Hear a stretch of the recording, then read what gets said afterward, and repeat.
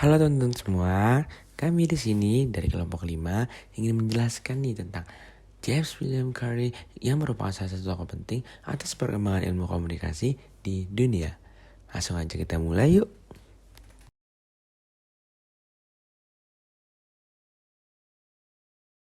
Halo semua, aku Muhammad Fayyad Abdul Razik dari kelas C1 Pengantar Ilmu Komunikasi. Di sini aku akan menjelaskan tentang latar belakang pendidikan dari James William Carey. Jadi, langsung aja kita mulai. James William Carey, yang dikenal sebagai guru jurnalis, lahir di Providence, Rhode Island, Amerika Serikat pada tanggal 7 September 1934. James William Carey dilahirkan dengan membawa penyakit penyerta jantung yang menyebabkan beliau tidak diizinkan oleh ibunya untuk menempuh pendidikan formal sejak usia dini. Untuk mengisi kegiatannya, Carey banyak menghabiskan waktu dengan membaca buku dan mengobrol dengan orang-orang dewasa di sekitarnya. Hingga pada saat 14 tahun, akhirnya Carey dikirim untuk mengikuti pendidikan. Hingga pada saat 16 tahun, Carey mendapatkan pekerjaan sebagai penulis salinan untuk biro iklan di surat kabar lokal di kotanya. Pendidikan tingginya ditempuh di University of Rhode Island hingga mendapatkan gelar doktor dari University of Illinois setelah menyelesaikan dengan menulis 2 disertasi yang bertemakan tentang ekonomi dan komunikasi, serta Harold Innis dan Marshall McLuhan. Carey memiliki ketertarikan tentang hubungan masyarakat dengan media massa, yaitu tentang bagaimana hubungan tersebut dibangun dan bagaimana menginisiasi hubungan di antara keduanya. Sekian.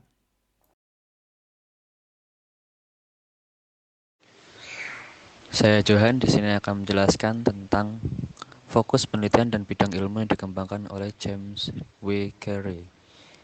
James W. Carey adalah seorang yang mengenalkan konsep komunikasi sebagai transmisi dan ritual.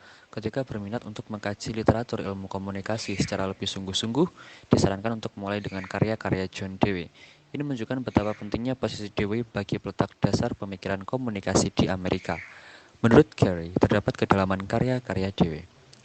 James Carey mengatakan bahwa berita tidak hanya menyampaikan informasi, tetapi juga sebuah drama. Berita adalah suatu proses simbiosis di mana realitas diproduksi, diubah, dan dipelihara.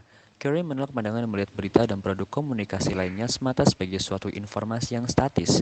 Berita dan komunikasi sebaliknya harus dilihat sebagai narasi yang mengacu kepada nilai dan makna tertentu. James Carey dalam bukunya Communication as Cultural Revisited Edition menyebutkan bahwa in ritual definition, communication is linked to terms such as sharing, participation, association, fellowship, and the possession of a common faith. Komunikasi ritual pun tidak secara langsung ditujukan untuk menyebarluaskan informasi atau pengaruh, tetapi untuk menciptakan, menghadirkan kembali, dan merayakan keyakinan-keyakinan ilusif yang dimiliki bersama.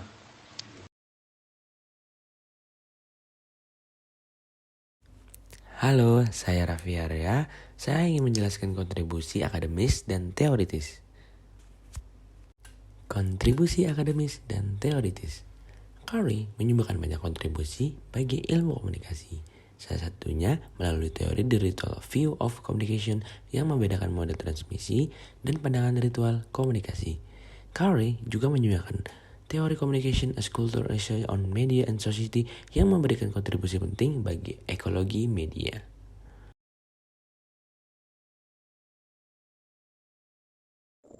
Halo, aku Ahmad Ibra. Aku mau jelasin karya-karya ilmiah dari James William Carey yang sudah dipublikasikan. James William Carey banyak menyumbang karya-karya ilmiah yang sudah dipublikasikan, yang mana karya-karya ilmiah ini merupakan pendukung berkembangnya ilmu komunikasi di dunia. Yang pertama, ada Communications as Culture, Essays on Media Society, yang merupakan edisi kedua dan dipublis pada 10 September 2008 di New York.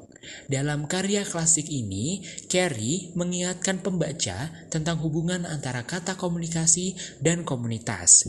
Dan dalam karya ini juga menyatakan bahwa komunikasi tidak hanya sekedar transmisi informasi.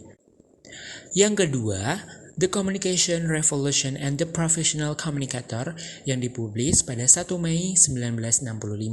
Dalam esai ini, Carey menawarkan perspektif atau seperangkat istilah yang dapat digunakan untuk mengkarakterisasi dan menganalisis kecenderungan kontradiktif dalam apa yang biasa disebut sebagai revolusi komunikasi. Yang ketiga, What's Wrong with Teaching and Research in Journalism History yang dipublis pada 1973. Dalam karya ini, Carey banyak membahas tentang kajian sejarah jurnalisme yang dikaitkan dengan bentuk pengetahuan, entry kurikulum, dan suatu kegiatan yang dapat berguna untuk mengabdikan profesionalnya. Carey juga mempertanyakan banyaknya sekolah dan departemen yang menganggap bahwa sekolah jurnal adalah kurikulum yang tidak dihargai. Yang keempat, A Cultural Approach to Communication di dalam buku Theorizing Communication, Reading Across Tradition yang dipublis pada 2007. Dalam karya ini, Carey menekankan tentang pandangan komunikasi yang kontras dan pendekatan budaya terhadap komunikasi.